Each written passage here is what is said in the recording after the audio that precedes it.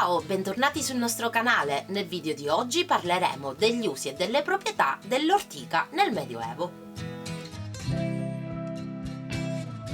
L'ortica dioica è una pianta erbacea perenne ed è la più conosciuta e diffusa del genere Urtica. Possiede peli che quando si rompono rilasciano un fluido che causa bruciore e prurito. Il suo nome deriva infatti dal verbo latino urere, che vuol dire appunto bruciare, irritare.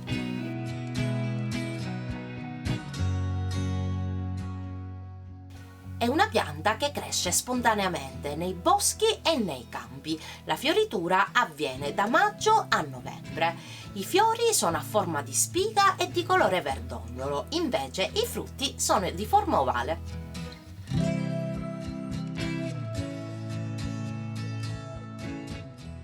Della pianta si utilizzano le foglie sia fresche che secche e il periodo di raccolta va da aprile a settembre.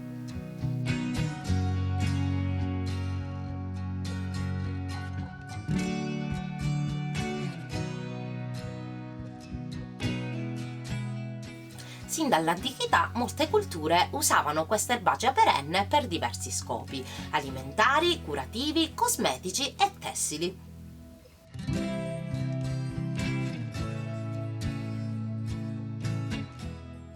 Nell'antico Egitto, ad esempio, si utilizzavano gli infusi di ortica per alleviare i dolori reumatici e si praticava quella che è definita orticazione. Flagellandosi con un fusto di ortica fresca si cercava di curare il tifo, il colera e i reumatismi cronici.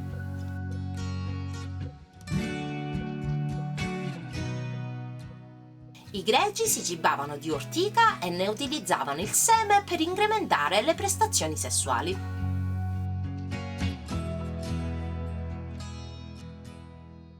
Galeno consigliava l'utilizzo dell'ortica come diuretico e lassativo in caso di morsi di cane, di ferite in gangrena e gonfiore, e ancora in caso di sanguinamento dal naso, in caso di mestruazioni abbondanti, di malattie della milza, di polmoniti, di asma e di vescica alla bocca.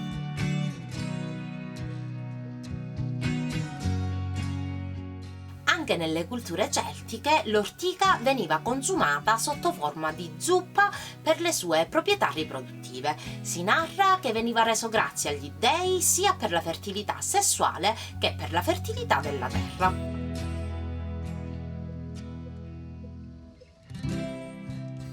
Nel Medioevo la pianta era nota per le sue proprietà medicamentose, veniva impiegata nelle preparazioni di pietanze e anche utilizzata in campo tessile.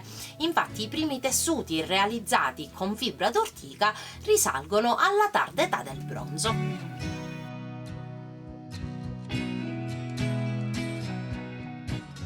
Una volta battuta e sfibrata, dai fusti della pianta venivano ricavate delle fibre simili alla canapa, al lino e al cotone. Fibre sufficientemente resistenti da ricavarne un buon sartiame, funi da lavoro e reti da pesca.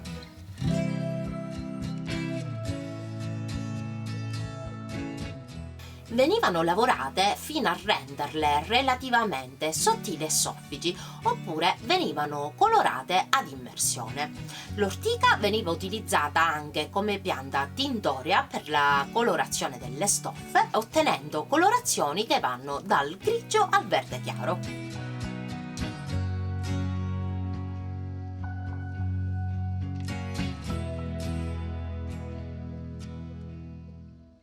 Vi lascio il link al video su come tingere le stoffe e le fibre in maniera naturale qui su nella scheda informativa. Anche in campo cosmetico veniva utilizzata in diversi modi, soprattutto per purificare la pelle, ma anche per contrastare la forfora e rinforzare il cuoio capelluto, ancora per scurire i capelli e renderli più lucenti.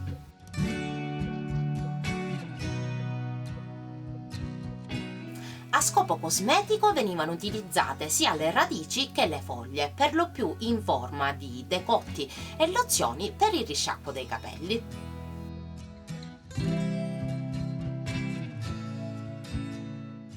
Sempre in epoca medievale, nonostante la sua cattiva nomea di erbaccio urticante, proprio per la diffidenza che suscitava con il suo potere irritante, nella tradizione popolare assunse anche dei significati benevoli.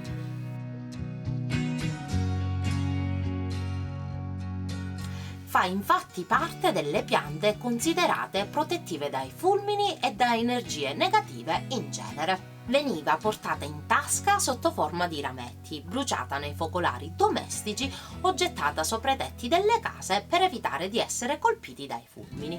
In questo modo l'ortica avrebbe mostrato ai lampi la giusta via verso gli spiriti della terra. Il video di oggi è giunto al termine. Per Aspera d'Astra iscrivetevi al nostro canale e lasciate un bel like, non dimenticate di attivare la campanellina qui sotto e di seguirci su Instagram e Facebook. Ci vediamo al prossimo video, ciao!